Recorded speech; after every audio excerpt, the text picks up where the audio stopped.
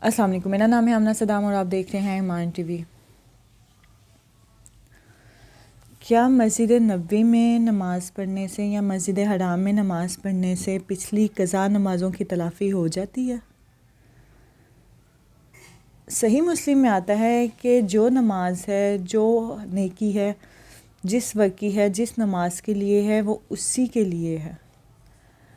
آپ کی جو بھی قضا شدہ نماز یا فوت شدہ نماز، یعنی جو آپ کی رہ گئی ہیں، جو آپ نہیں پڑھ سکے یا آپ نے نہیں پڑھی، ان کی تلافی نہیں ہوتی۔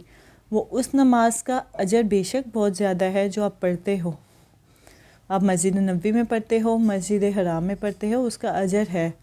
لیکن جو آپ کی قضا نمازیں ہیں یا فوت شدہ نمازیں ہیں، ان کا اس سے کوئی لینا دینا نہیں ہے۔